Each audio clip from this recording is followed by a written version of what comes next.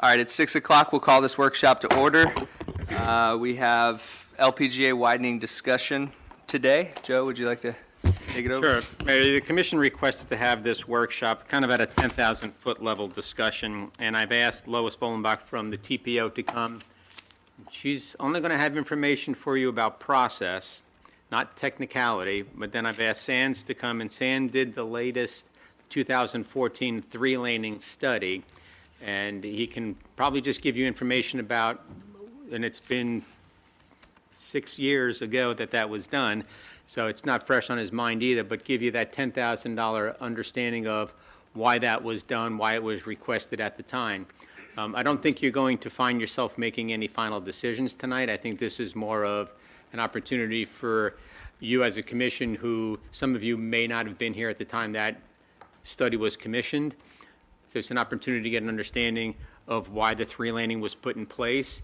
Yeah, you can probably ask Sands' opinion with regard to your comments about opportunities to four-lane that and the challenges that are presented. And you and I and several of the commissioners independently have talked about some of those challenges.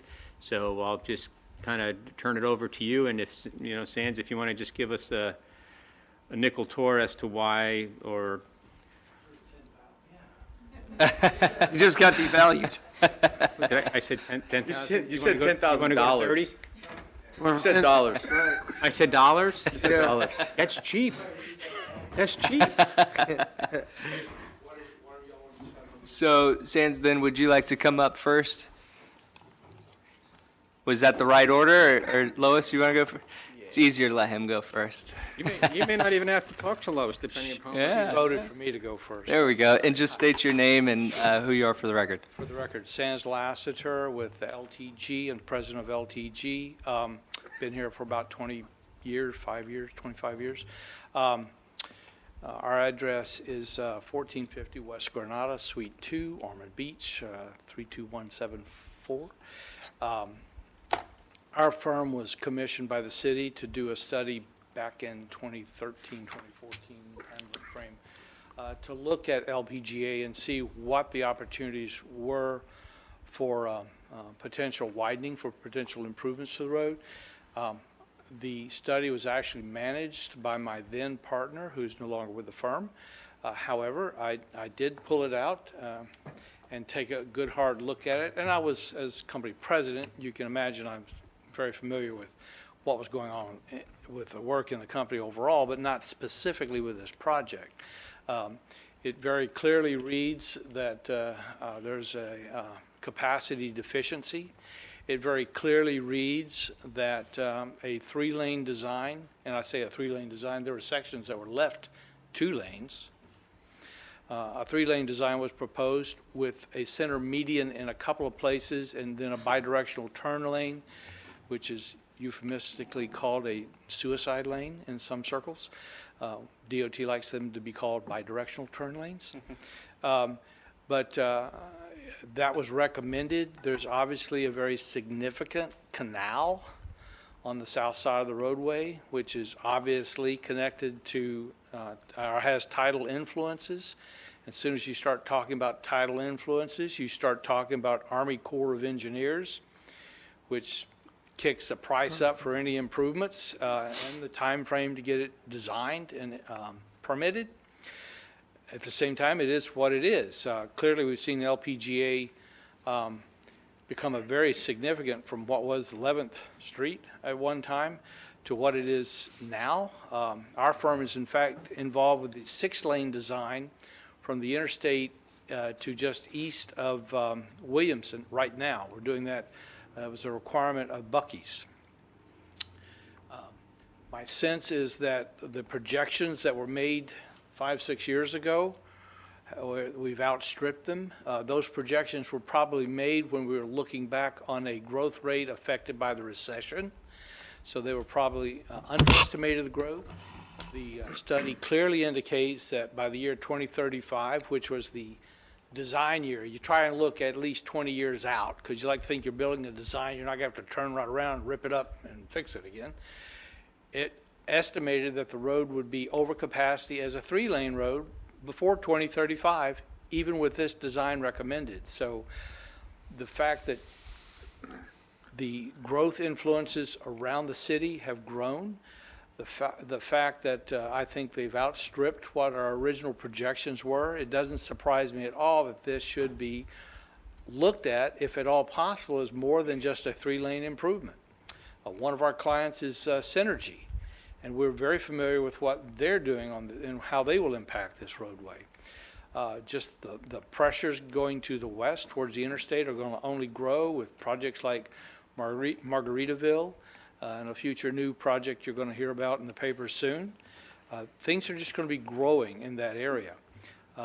So I totally understand the desire to do more than 3 lanes here. In fact, there was a talk about a 4-lane design, and 4 lanes undivided give you more capacity than 3 lanes do, but not a huge amount. 4 lanes divided, where you can now have turn lanes, is a much bigger kick in capacity. It gives you a lot more bang for your buck.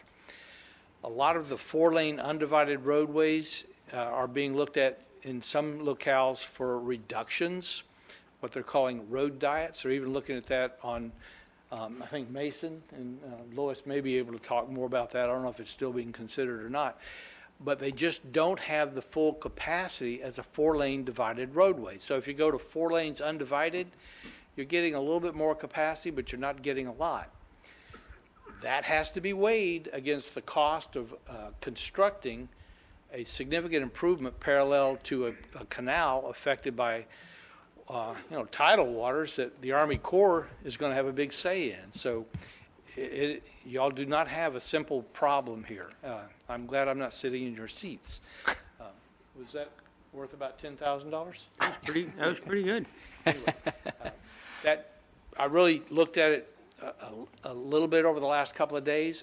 Wasn't that involved with it, but I certainly feel comfortable in telling you that I think what it projected back then, you're beyond. Whether or not we can afford to do more, I don't know. I think the price tag was estimated to be just over $5 million back then. To give you a sense, DOT's standard cost for going from a 2-lane curb and gutter, which this is not, 2-lane curb and gutter to a 4-lane divided roadway is around $5 million a mile. This is a mile long, but it does not include right-of-way. It does not include rebuilding a parallel canal like we're talking about. So anyway. And we'll just have a couple questions for you first. Sure. Before I let you go. You just said $5 million, just using rough numbers, for a mile. Do you know roughly how much is in the budget? Maybe Lois could speak more to that for the 3-lane currently. Well, we estimated just over $5 million for the 3 lanes, so I don't know what budget you may have. Okay. I know there's not a budget yet, but just rough numbers. And I'm sure we'll have more questions up here, but a few of them that I have, and I think that you're the right person to talk to this. Could you tell us how important an arterial road would be to a city like Holly Hill? Is there any facts or data that backs up east-west, being that we have no streets or roads in Holly Hill that are arterial bigger than 2-lane? Would it move people into the middle of our city? That's what. The simple answer is you bet. Okay. Here, to have a roadway such as what 11th Street has become, which LPGA is, and which will expand to 6 lanes, I am certain, all the way down to US 92 and all the way back east to, I believe, ultimately Nova Road, you're going to see only more pressure here. I think it's can be a significant mover. Hand Avenue to the north is a very poor excuse for an arterial. That's why it's really a collector. You have an arterial for all the rest of LPGA. And this small section here, it has to behave like an arterial because people are using it, but it doesn't look like an arterial. Mm-hmm. It's obviously also an opportunity to do some things along the roadway. LPGA is really an entry to this city, and it doesn't function like that from a driver or from the public's perspective. From the driver, it sort of does because I use it all the time. Was, Answered to your questions, I think it needs to be an arterial. It wants to be an arterial. The thing is, can we afford it to become one? right, right. And I'm in agreement with you completely. Was a 4-lane considered, or did we specifically ask you for a 3-lane study? Now you're going back in my mind. I know. But my opinion is, my recollection is 4-lane was looked at, and the issues of the canal, the issues of the Army Corps, the costs involved were huge. We took the easier route of 3-lane. Something that we thought we might be able to afford better is my sense of where it went. But I do know that we looked at 4-lane. Okay. I do know that, but we don't document it in this report. So I was a little surprised not to see that at all. Typically in these reports, you look at multiple alternatives so that you're kind of getting an idea of what else you could do. Is there an alternative? You look at the do nothing, and you look at other aspects of other future alternatives. That would have been a more costly study, no doubt about it, but this study documents the 3-lane. Okay. And I know I have some other questions, and you may be able to speak to that because I think you were on the commission at the time. So, No, I have the just floor. had a question. You mentioned, ultimately a 4-lane divided highway, and then the cost of reconstructing a parallel canal. Is it impossible or improbable to culvert the canal similar to what was done on Nova Road 40-plus years ago? Impossible at all. And that is the good local example of what can be done. And that is much more significant canal. So in your opinion, would it be a better option to culvert the canal or to acquire the properties to the north? Because you're talking about 100 feet, right? I think the answer is yes. Yes, I think you need to do both, because I think but both. I think there's a little bit of both. I think you can gain a better design by doing a little bit of both. My opinion is it will take both. Would it be possible to do it without, though, the north side of the street? I don't know that because we're going to have Okay, to do, yeah. the reason is we're going to have to do more pre-treatment of the water before it goes into the canal. So I think we're going to be looking for properties as retention ponds. And if you're buying it, you might as well buy it to do it. Just like they did on the other side of Nova. Yes, where you ma'am. have the different, and they bought properties. to Yes, do it. ma'am. Yes, ma'am. Exactly. You still have the floor, Commissioner. No, that's it, that's all. Yes, Commissioner Johnson. Remember when they did the Nova Road project, I was pretty well around at that time, and they had a bit of a problem, I think, with the EPA, a question with the EPA over covering canal, and covering canal, would we get into that issue again, you think? I'm not sure that I would recommend covering canal because there was a year when we had 3 500-year storms, or in a short Oh, I period mean, of time anyway. culvert canal. So if you start culverting something when you're having 500-year storms every other year, you kind of wonder just what's going to be popping off. So you'd have to build a system that would be hardy enough to take a higher level of water.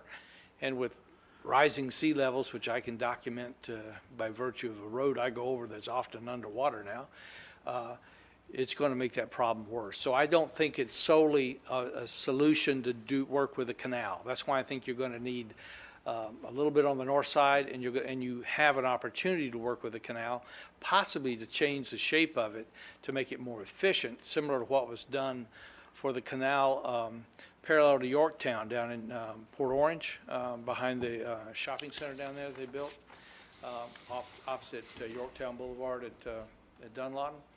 There are possibilities that we can get a better flow and more efficient canal shape out of that because it's kind of random.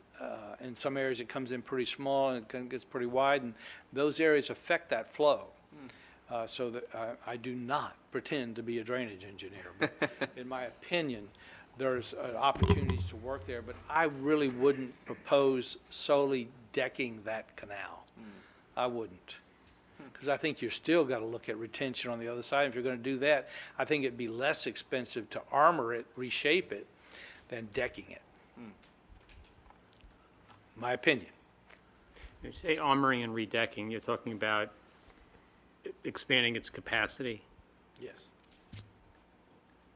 Armoring it to make it so that it doesn't fill in and Or silt it's not in. silting in? The decking it part would be the part that I think would be so expensive. So the armoring is similar to putting concrete walls and make it a concrete floor, so that's, It could be that, it could be working with certain earth mesh systems that they have out today that do a very good job of retaining the earth and yet giving you a fairly good efficient coefficient of flow along the, I'm getting out of my beta work there, but there's certain things you can do to help the flow in a canal, and one is not to have it change shape or to have a lot of vegetation growing in it. Are there any other questions? Well, in the front of Bishop's Glen area down there, that north side's out of the question pretty much, right? That's the tight spot. That's where we don't want to Where look. at? Sorry. Down in front of Bishop's Glen area and down in through there is pretty much north Yeah. side's out of the question. That's where we Parking don't want to be structures looking that for. are in the We way. don't want retention down there. And then on the south side of the canal is not, there's some property on the south side of the canal, but I don't know if anybody's looked into that possibility of being any of the road on the south side of the canal, you know what I mean? I don't recall that we looked at that in the study. Okay. Joe, do you have any questions?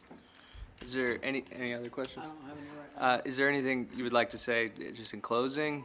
We could No. bring you back up, too. Thank you for that, for the opportunity to talk to you about it, but I'm going to sit here beside Lois, and if you have another question for me, feel free to ask. Thank you. We always come up with more questions, so be ready. Okay, thank you. Thank you. Ms. Lois, would you like to come up and just state your name for the record and your title? Good evening. I'm Lois Bolenbeck. I'm the Executive Director of the River to Sea Transportation Planning Organization. Thank you for inviting me tonight to come in and talk about LPGA. To see a colleague I haven't seen so far in the new year, so that's always nice. I think, I hate to be the bearer of bad news. Let us have it. Rip But the I think Band-Aid it off. has to be a reality check in any conversation. Probably one of the first things, and maybe you've already done this, but I haven't heard it come up, is that you really have to identify the purpose and need for this. If you're building this, and whatever decision you make, you're doing at the local level, you're using local funds, it's your decision on how you spend the money that's available to you. But if you start to go out and look for funding from other sources, now you get into a whole different environment where you've got to compete against other projects. And we have really three primary sources, right? Federal, state, and local. And state funds in the state of Florida have to be used on the state road system. This is not one of those. So that's not an option for you. So now you're down to federal and local. We know we've heard about challenges at the local level, but I will remind you, if you already know, and inform you if you don't, federal gas tax hasn't been changed since 1993, more than 25 years ago. Well, the cost of construction and the demand on our roadway system has increased dramatically since then. This is not an easy time. Going forward is not going to be easy to build any project. So when you're thinking about what you're doing with LPGA or any other project that you have, you really have to think about the context and the competitive nature that it's going to experience and whether or not you're going to get there. So that's a reality of it.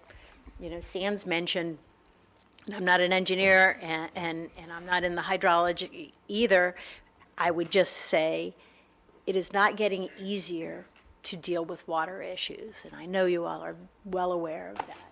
We've got a variety of storm impacts. So not only do we have a gas tax at a federal level that has not changed, and just so you know, for this area, federal funding, we've been told by DOT to expect about $10 million a year to be made available for road building. And that's pretty small if you consider towns like Deltona and Palm Coast that have no state roads. They are very eager to utilize that money as is the county, each of the counties. Yeah, dealing with the water issues are not easy. So not only do we have a gas tax that hasn't changed, but we have at the state level, where the gas tax, about roughly 40 to 50% of it is indexed, right? So they get from a lot of different sources, but 40 to 50% of those sources are indexed. So they float when gas prices change, and that helps somewhat. But we have had Matthew and Michael. I can tell you the MPO lost a $50 million construction project last year because money was diverted, a couple of $1 billion actually, diverted in the state, and we lost a big chunk out of District 5, which typically has the largest road program in the state of Florida. So that was painful, but it is going to be the reality. If you're tracking what's going on right now in the legislative session, they've got a couple of bills where they're trying to encourage a master plan and provide grant funding for electric vehicle charging stations throughout the state. So we want to position ourselves for that. But the more cars that start to go to electric, the less we're going to pay and collected gas taxes on at the pump. Again, that isn't necessarily a bad thing for society, but it is continued pressure on a system that has not been updated. And in the transportation world, we've been saying it for years, we need to make a change, we need to make a change. DOT right now, the Department of Transportation, are revising their revenue forecasts. And every time they do it, they pull back more and they pull back more. So we're in the process of building a long-range plan. And that long-range plan is really where projects like this start. And I'll talk about just a little bit of the history of LPGA and that, but we have a revenue forecast that we are using for this long-range plan that was developed 2 years ago by the department. So we were just coming out of the recession, and everybody was very optimistic, probably inappropriately optimistic. And we're sitting here with a forecast that looks much more generous, and we know that in that 2-year period, the department has pulled their forecast back. But they have a process they have to follow, so they will not give us a revised estimate. And so I'm very challenged right now as we're building this long-range plan with making, with applying some sense of reality to what is a very optimistic forecast. If we can't make this happen, it's not really much of a plan. It's really more of a vision or a dream. And I just think we all need to be clear about that. So that's my caution for you all as you're thinking about changing from the 3-laning to potentially 4-laning. You're really going to need to look at the cost and give some thought to how you could make that happen. And there are other funding opportunities out there, but they are few and far between. The Department of Economic Development offers grants that help pay for Williamson a few years back, and the extension along around Dunn Avenue for the Trader Joe's. So there are some opportunities that are economic development related, but again, those that become very competitive. So LPGA, we developed this long-range plan. We're in the process of doing it. We're going to hopefully wrap up by September of this year. We update that plan every 5 years, but it looks 25 years into the future. So our current plan is the 2040 plan. It was developed 5 years ago. It had LPGA 3-laning as a part of that plan in the cost feasible section. I think that's probably the budget that you were talking about, with a right-of-way estimate at $3.5 million and a construction estimate of $9 million. Now, that's in a year of expenditure, so it's inflated a little bit.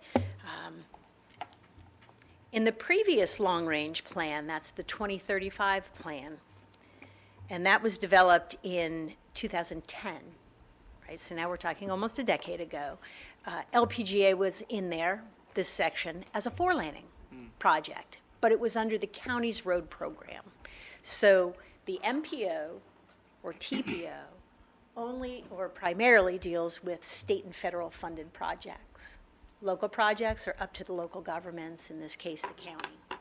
So that was a county-funded project as a 4-lane. I think in the interim, the 3-laning study was done by Sands, and the commission here made a change. Question is, while we're developing this new long-range plan, are you going to try to move forward with something to continue this project as a part of the discussion? The timing might not be very good for making a change in that respect.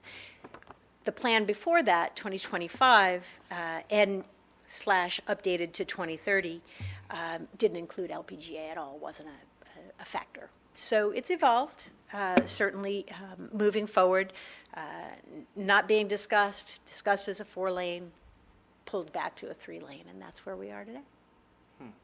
Okay. Well, we appreciate you being here. Where is the 3-lane study sitting, like, right now in priority? How are we talking 2040? 2035? So when we develop, the long-range plan becomes kind of the blueprint for funding in this area, all of Volusia, half of Flagler. And this kind of sets the financial stage for funding projects. And a project can't be built with state or federal funds if it's not in this plan. Now, if it's a part of a program, like a roundabout or an intersection or your mast arms, we have funding that we set aside for those sorts of things. But a project itself has to be listed in here. So let me find it.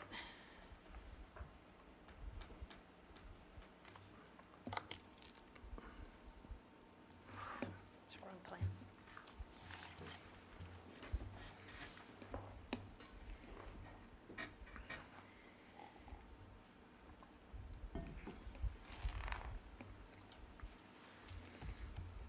LPGA is listed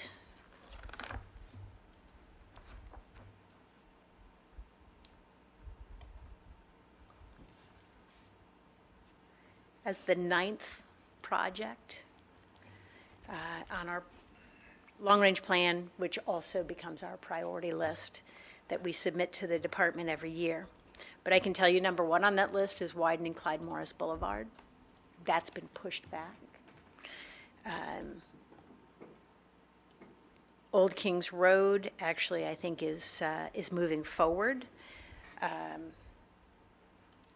US 92, 6-laning to the west of I-95. Old Kings Road, Matanzas Woods Parkway, some projects up in Palm Coast, 1792, and then LPGA. So there are a number of projects, 1792 in between 472, the south end of DeLand. There are a number of projects that are ahead of you all. I can tell you a number of those are not funded in any way, shape, or form currently in the 5-year work program. And as I mentioned, Clyde Morris is pushed back. So LPGA is currently listed in the years 26 to 30.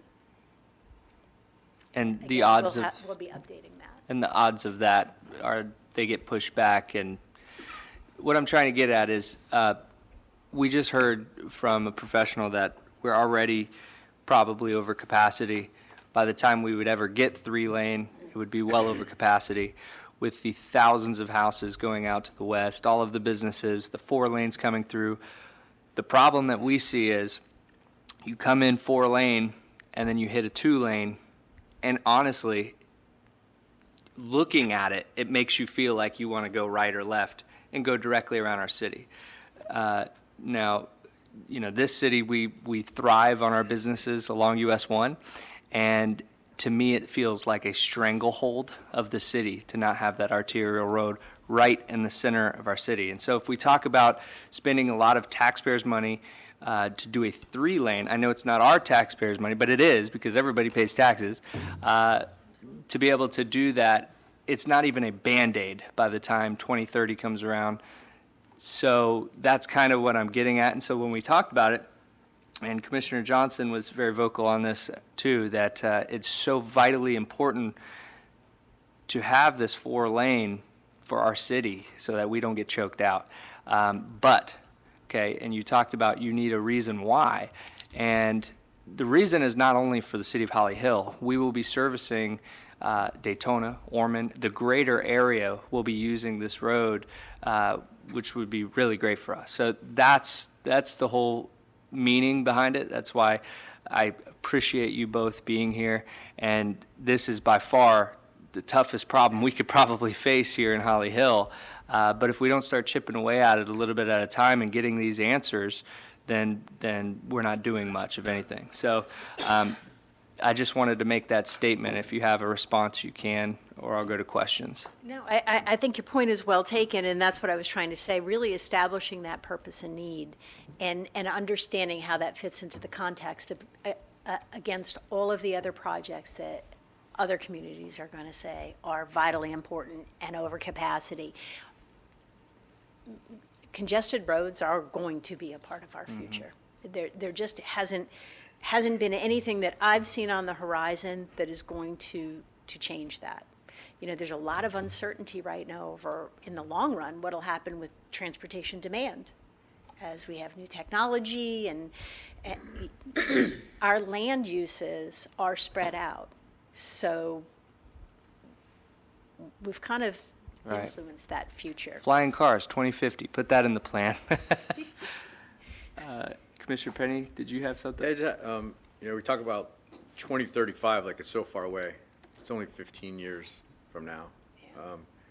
We need to plan for this.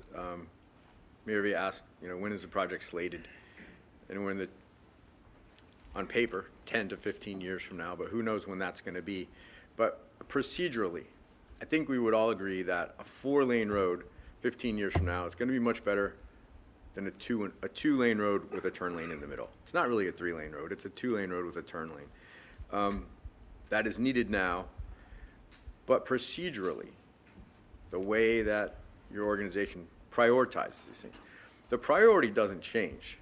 But what would happen if the city says, okay, hold our spot, but we want to hire Sands again, and we want to do a study and see how much it's going to cost to 4-lane this baby, and we want to search for other funding sources, hold our spot, because we might make a 3-lane road better, which everyone would agree is better, but do we have to withdraw the 3-lane to move forward with the 4-lane?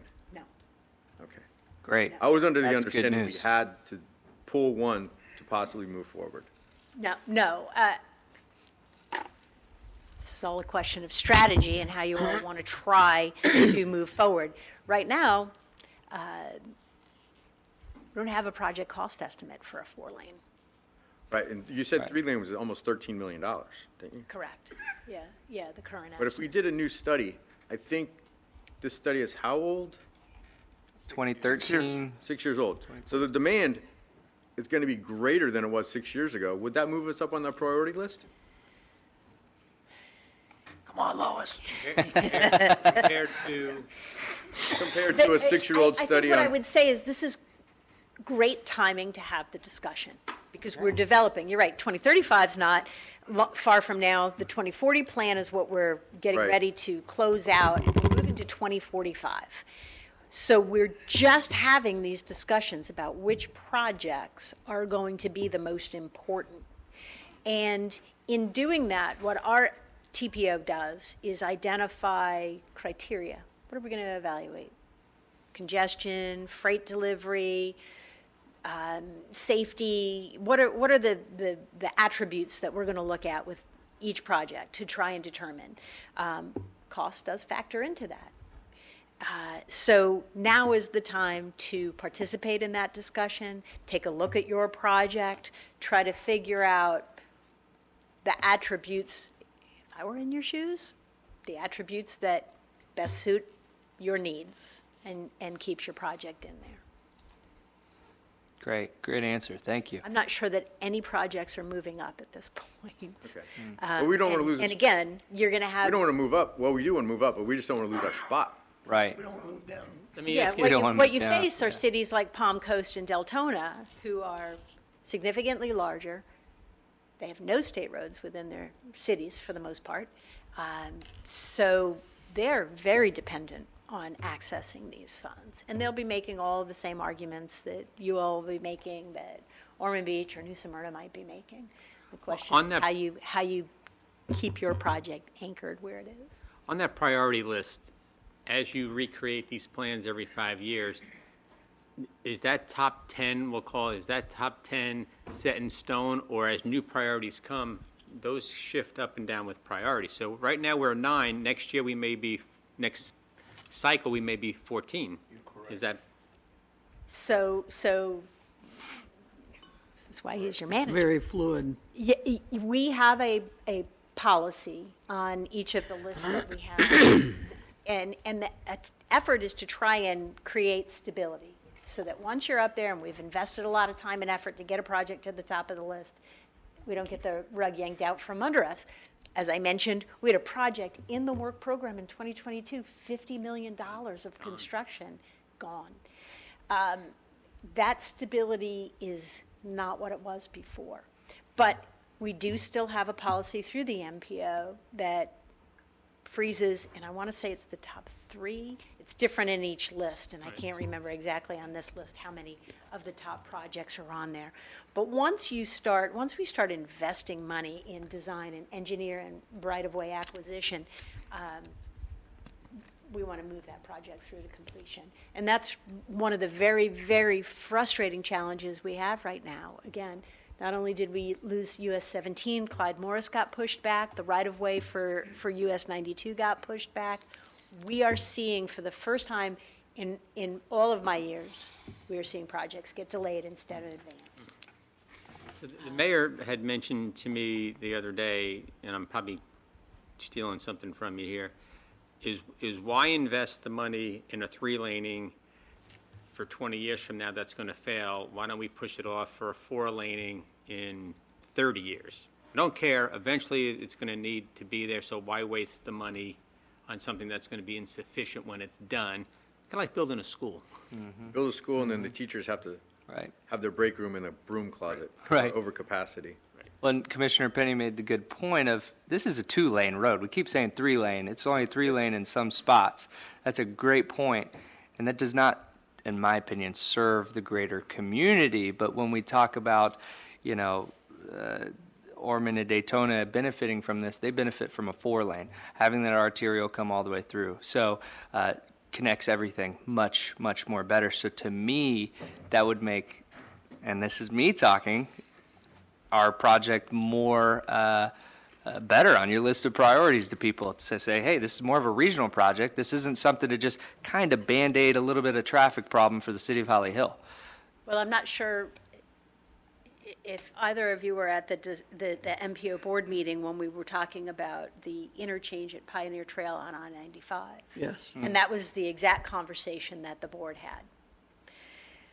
There's 3 alternatives. DOT always explores 3 alternatives and 1 no-build option, and they compare what the future looks like. And DOT was coming forward and saying, there generally isn't a lot of difference. And they said, well, which one has the longest viable life? And they said, oh, this one.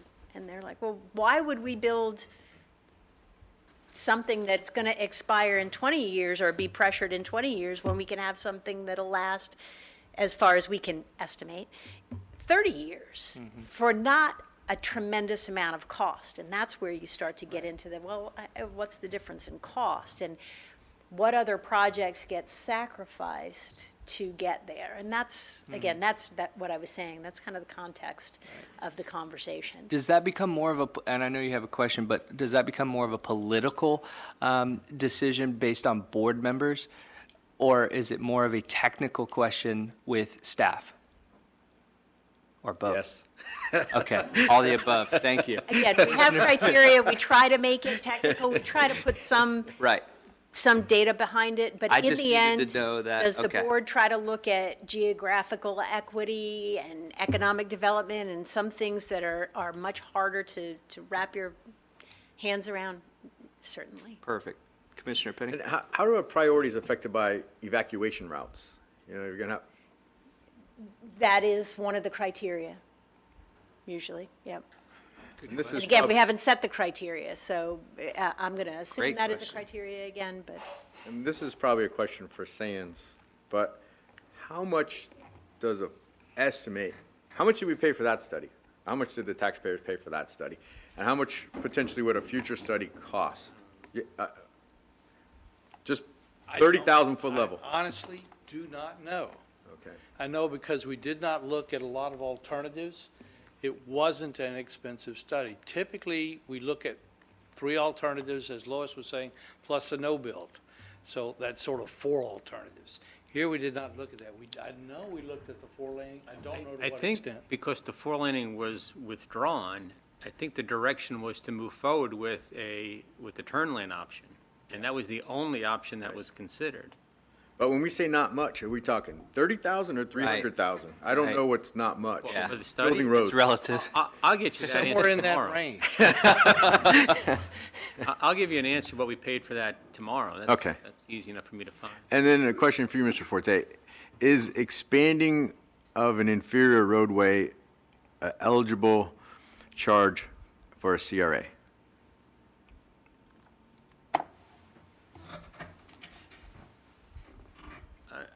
I don't know. I'd have to look. First of all, it would have to be in the plan. It would have to Right. be in our It could be CRA in the plan, plan. which I don't believe it is in the current CRA plan. You don't have funding in the current CRA plan, so that would be a I'm thinking project. 15 years in the future. That would be a project you'd want to renew the CRA for a specific application to the county to extend the CRA for that purpose. That's my train of thought. And they would consider that independently.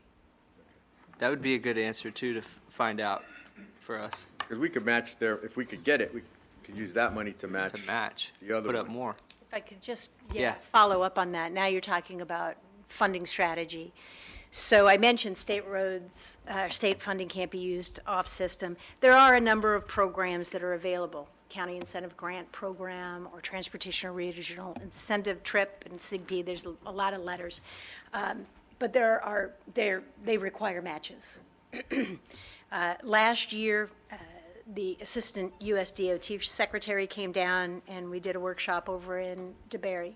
And one of the things that he made very clear is moving forward to get large chunks of funding through various programs that are grant programs and things that are available, you're going to need matching funds. So locally, when we talk about how we move forward, leveraging local funds to match programs is going to be extremely important. So And that's my thought, is that this is a county road, and if we were, in a perfect world, able to extend the CRA for this expense, then there's skin in the game from the city and skin in the game from the county, and everybody wins. Right. And it 100% benefits our CRA. Right. That would be easy to So- prove. Mayor, I had some, Yes, Commissioner. Except thank you for coming, Lois. Except. it doesn't go that wide. You'd have to redo the lanes. We did discuss at the last TPO meeting last week about the federal gas tax and how it's impacting the availability of funds and how the electric cars, I think we've discussed that several times though, have really put a crunch on the availability of those funds, and we've thrown around some ideas of how to capture some of that, but so that's the big issue right now is that's kind of hurt our funding. I want to know how much say we really have in all this. This is a county road. It's in our jurisdiction, but it's a county road. So how much say are we really going to have in all this? We can say we want to 3-lane it, but if the county says we don't, what happens? If we pay for it, Take over the road. yeah, well, certainly. Then we'd have to take over the road. right. A I don't good think we portion of wanna how do I that. spend my time is trying to build partnerships and facilitate partnerships. This was on the county's road program. It moved from the county's road program to the, to the TPO's road program, so to speak, to the long-range plan. So it seems to me like there's been a history of support from the county. That being said, staff changes and council members change. So having conversations over and over again, I would never, again, if I were in your shoes, I would never take for granted that, well, it's on the list, therefore, I know we have support. I see it in the work that I do. I got chastised last year because I came in and I was talking about funding, the kind of discussions that I have had over and over and over again since in the 10 years that I've been in this position. And I made a tactical error and didn't realize about a third of my board were new to the MPO discussions. And so to assume that they knew the details of this discussion, so you've got to go back. So how much say do you have? I can't really answer that, but I would tell you, keep having those conversations. To have champions. But right now, We have a new county manager, and even though George has been around a while, he is new to this position. You know, when you're over their there, you get approval a is for lot the of- 3-laning, correct? That's what their approval is for. Yes, yes. Okay. Now, on the county's list, originally, it was 4-lane. Then it became the 3-lane, and I think that was because that's what the city asked. Now, what was the Now, I don't county's know the intention details. back when they wanted to 4-lane? I wasn't here then, so. I Were can't they answer. going to, well, I mean, I know the canal's always been an issue. So I don't know if their intentions were to try to buy some properties for retention. I know that there's, like Commissioner Johnson said, there's a large stretch along there. I mean, the homes are right there. My recollection at the time was one of the options was eminent domaining the properties on the north side, and the commission felt if the canal could not be covered over, then they would withdraw the project. So due to the expense and the complications of covering the canal, it was withdrawn.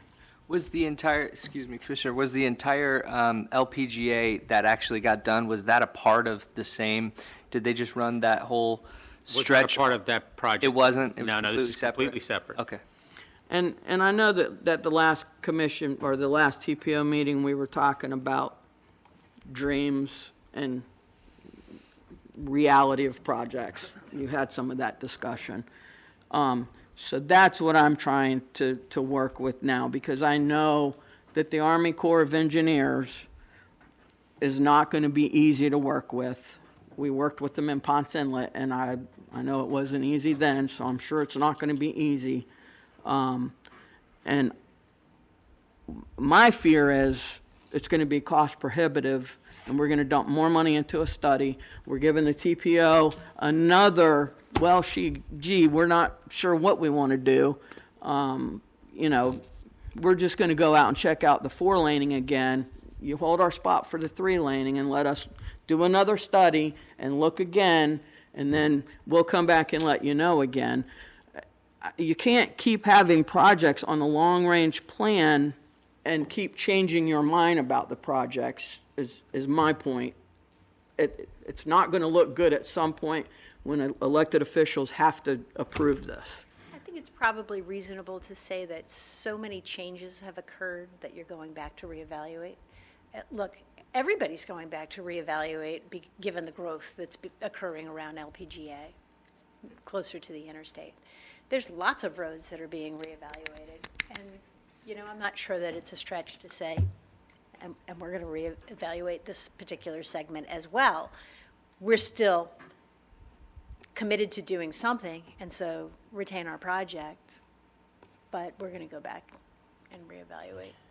And that's going to carry us. Maybe we can have the county pay for the survey to see about 4-laning their road.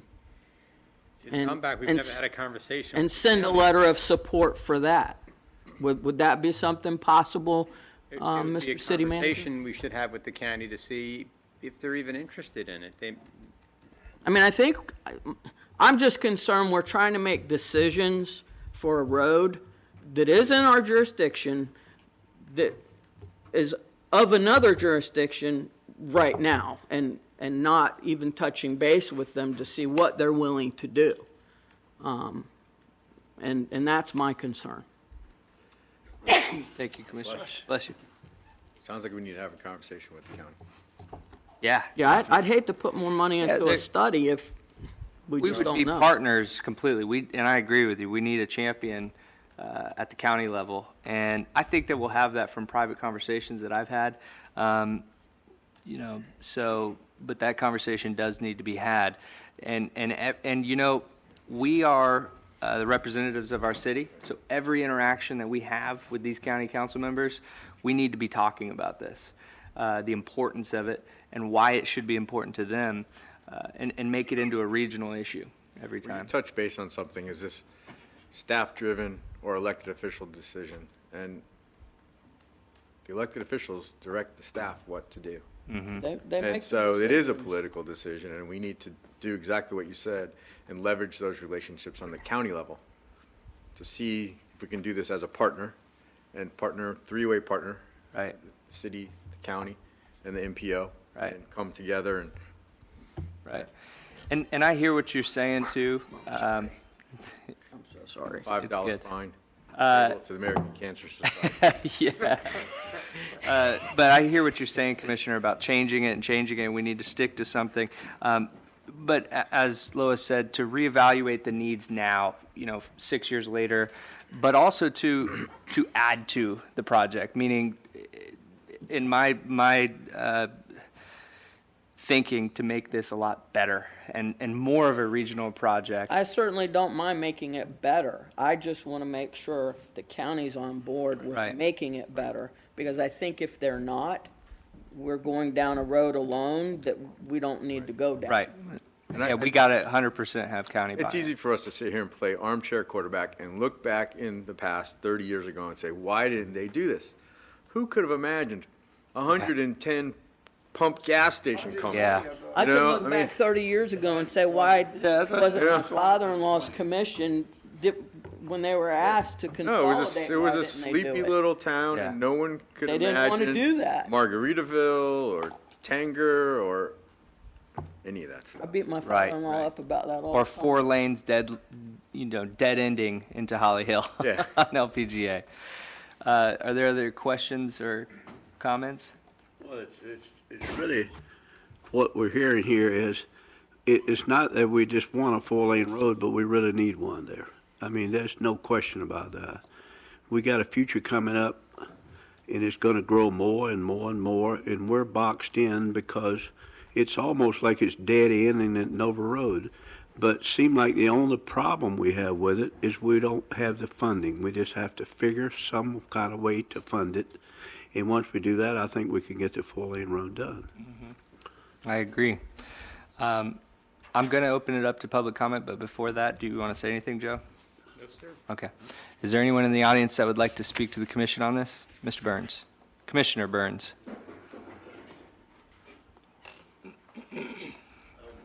You know the drill. State your name and address for the record. Arthur J. Burns, 294 Jeffrey Avenue, the beautiful city of Holly Hill, Florida.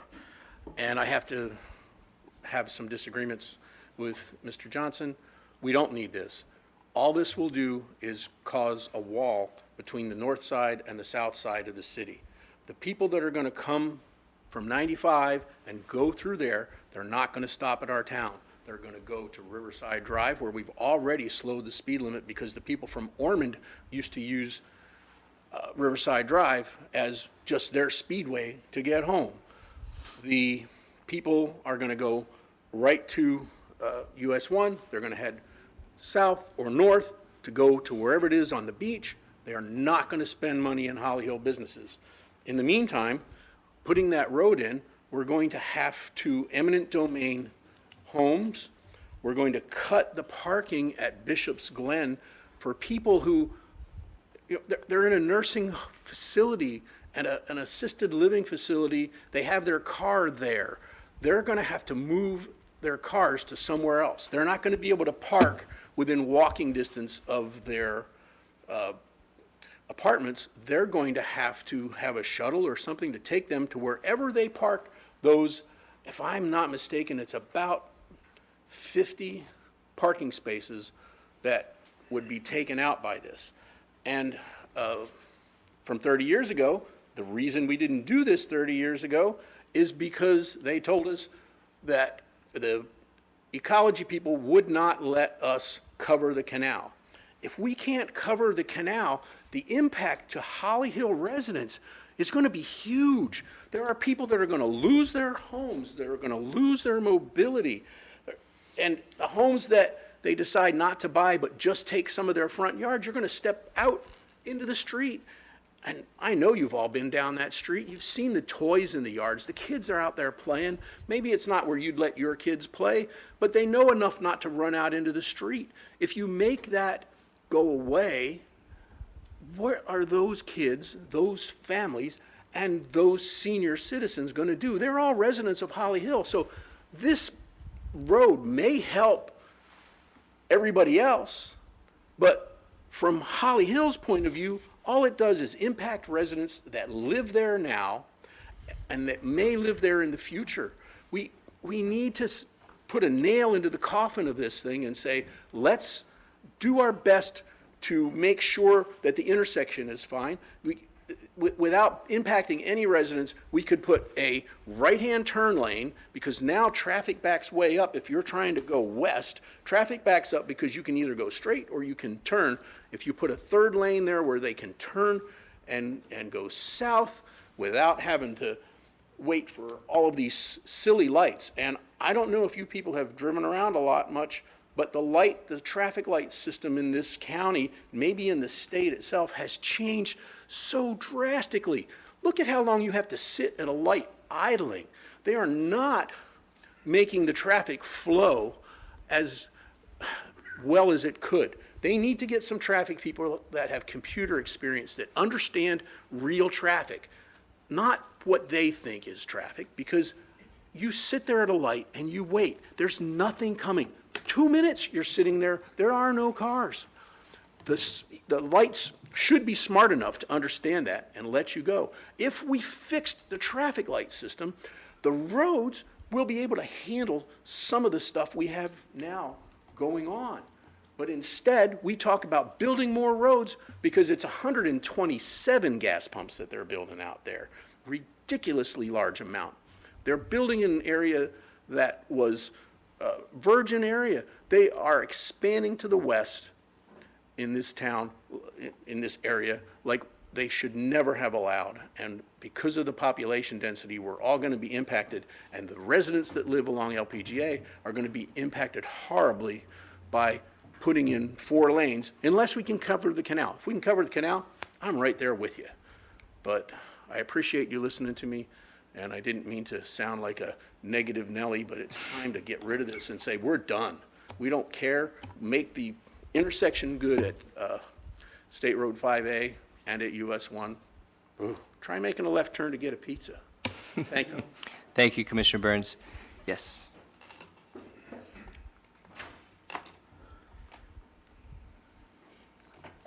Hi there, I'm Heidi Heller of 460 Ridgewood Avenue.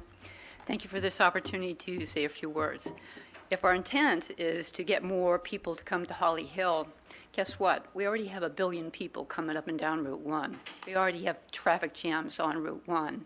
What we don't have is the desire of those people to go into the businesses. Is it because of parking? Is it because of the type of business? Is it because of the length of the lights?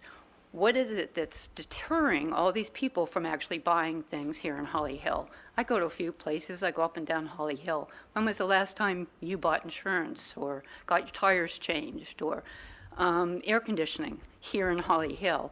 Let's entice, somehow improve our corridor to have the right type of businesses that the people of Holly Hill want to go to. I think that's more important than getting 3 trillion more cars coming down, going 45, 55 miles an hour with no place to park. Thank you. Thank you.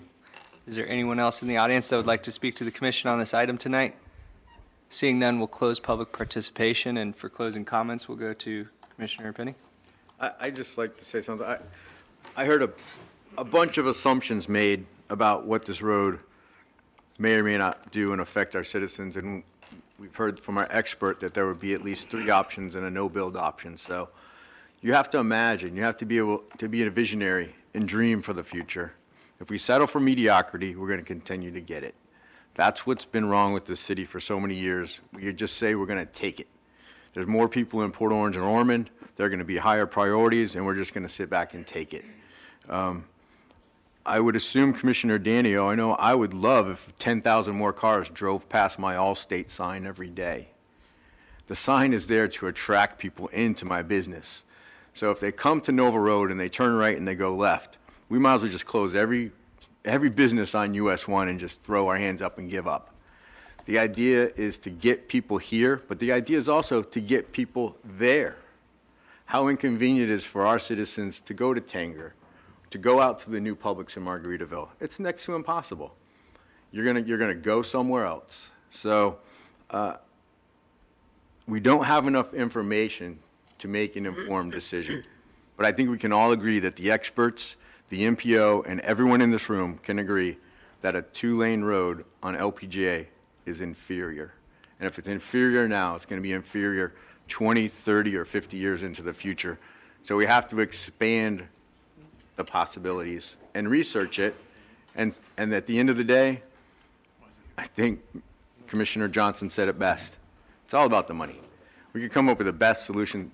Our engineers can draw the perfect thing. They can put tunnels and skyways and flying cars. But if we can't pay for it, none of it works. So let's just not be closed-minded about it. Thank you, Vice Mayor. Thank you. I usually don't have a huge problem with disagreeing with most of my commission up here, but tonight I guess I'm going to disagree. And that may very well affect my position as TPO, but my position on this is I never want to settle for our city. I think we can all agree on that. However, I have to look at reality. We're not going to be able to cover, well, let me first say, the county's got the ultimate decision, but let's go back to what we want. We're never going to be able to cover the canal. It's going to be cost prohibitive to do anything with the canal when you involve the Army of Engineers. That whole thing is just going to be so cost prohibitive because you're not going to be able to get those state or federal, or state dollars rather.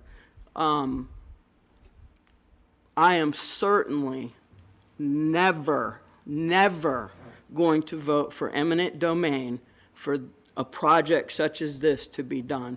This is not something, in my opinion, that would qualify for eminent domain. Taking people's homes for a larger road that we hope will transport people to our community, to shop in our community, is a wonderful thing. And I love the idea, but I will never agree to take people's homes for it. And that's the only other choice we're going to have. If you go to the other side of Nova Road and you drive from Nova, I shop a lot, I'll admit it. Sometimes I'm a shopaholic. If you go from Nova out to I-95, that's where your traffic problem is. You try to get out there during the day, you try to get out there during the afternoon or the evening, and that's where the traffic problem is. Not only do you have a ton of lights to contend with now because of all the development, it used to be an easy shot to cut around. All of us old timers, we knew the spots. Not anymore, because you've got all the shops out there, which I love. They're good. But the traffic's horrendous. Is that what we're wanting for our city? I think not. I don't think that's what you guys are wanting. I think you're just wanting to bring people into town. But I think that's what you might get. I just don't think this whole thing's going to work out. I think the 3-laning, 2 lanes with a turn lane, whatever we want to call it, is what's going to work best. We have to relieve the turning on LPGA, because every time I drive LPGA, it's always backed up because people are wanting to turn into homes, businesses, whatever the case may be. And I think that's going to substantially relieve it. Is the congestion ever going to be taken care of? Absolutely not. Is the congestion ever going to be taken care of in Volusia Flagler? Absolutely not. Am I wrong? No. Absolutely not. So unfortunately, it's never going to be taken care of. I will be for the county doing a study and letting us know if they want to partner with us. But if it's going to involve eminent domain, I cannot support even that. So if I am not going to support the desires of this commission in representing us at the TPO, I will gladly step back and let whoever thinks that they can better represent us on this issue, because I'm not going to be able to do it because of I just can't support it. Thank you. Commissioner. Who next? I was gonna say, Mr. Burns, you're right. Heidi, you're right. Everybody, we got a lot of issues to take care of. Flying but- cars, man. Yeah, I know, flying cars. The parking on US 1, not because I'm a business owner, absolutely. That definitely should be somewhere on our list, but coming into the city, going out of the city, I mean, we've got so many issues, but like you say, eminent domain, I'm not a big fan of that either. I would think that at this point, we just need to stay proactive, connected, force our hand with the county, and see, not that we want to sit back and be the, like, what is it, redheaded stepchild like we have been in all these years, but we just need to stay proactive. I mean, there's a lot of issues that we need to do, but I agree, I don't think it's an easy fix, and I don't know if 4-lane is the way to go, but I would much rather look for alternatives on US 1 and parking and all that than spending $1 zillion to go nowhere on LPGA. It's because you don't have any parking at your place. Was that? It's because you have no parking. Yeah, nobody does. No, but I mean, going in and out of the city, that's great, but we've got other issues to worry about, but all I can say is we need to stay, I appreciate Lois Sands coming up, but I don't think we have an easy fix either, so. Thank you, Commissioner. Commissioner Johnson? Well, we still have another thing we got to take into consideration. When pickleball opens up, there's going to be a lot more traffic coming into Holly Hill, and a lot of those people will be coming from I-95. And the biggest thing that I see with LPGA, I drive it quite a bit too, is going west, and nobody needs to make a left turn into the canal. So the traffic is backed up all the way from Center clear to Nova Road. And that's a real problem there. You have to, sometimes it takes several lights to get through it on Nova Road, more than coming east to me. But I mean, I might be at the wrong time or something. But what fears me a lot is too, right now, we have a super economy. What happens if the economy takes a downturn? Then people are going to be buying less fuel and have less fuel taxes and things are going to be a lot worse. So we need to plan for whatever could happen, but I still think we can't just have, in the future, just a 2-lane road coming in from the interstate into Holly Hill. Thank you, Commissioner. Just my opinion on it. Thank you, Commissioner. So a lot to take in tonight. For some of the new people joining us, we're still continuing our workshop, which will be ending here in a minute. A couple things I just want to say quickly is thank you so much to Mrs. Bullenbach and Sands. Thank you for being here to give us this vitally important information. We rely on knowledge of experts, so we appreciate it. Coming into this, we knew our number one obstacle is funding. And so it's great to have you here. And we have to keep in mind that we pay you, or TPO pays you, to tell us no, no, no. And we got to tell you how. And then you help us along with that. So, that's the number one obstacle. But every big project always has something large to tackle. And usually it's money. And so I think the key to tonight, something you brought up, is county support. And to have this discussion with our county council members, I think that they have to be driving this bus just as much as we are. And another thing that I'll quickly mention is I too am not for eminent domain. I would like to see if there's a possibility to do this without eminent domain, and that may be very hard, may be very expensive, but I don't support, as Commissioner Burns earlier said, about taking away people's houses for a road. The other thing is Heidi, I disagree that having more traffic on US 1 would not be beneficial to our businesses. And we are doing our best to bring in the types of businesses to get people to stop, and that's why there's been an explosion in restaurants, thank the heavens. Also, Florida healthcare expanding. That's going to bring a lot more people, stop them there, and hopefully they'll go across the street to this guy's place and pick up a sub or a pizza. That's the type of stuff we want to breed here. And when you talk numbers games, putting more cars on the road, more opportunity for them to see John Penny's insurance place or Laura's boutique across the street and stop in and hopefully support those local business people. So that was the reason why I started thinking about this issue. And the issue really was, for me, is the stranglehold that's happening in the dead end when you come up to Nova right now. You hit Nova coming off of a 4-lane, and whether it's people's psyche of seeing it go down to 2-lane, and you can hop on Nova where it's 6 lanes or whatever, it's a lot easier to do, and people are going to skirt our city. And what I think in my opinion, in the next 20, 30 years, it's going to choke us out, and we're going to have even tougher time getting businesses in our main business corridor along US 1. So that was some of the ideas. Once again, we're making no decisions here tonight.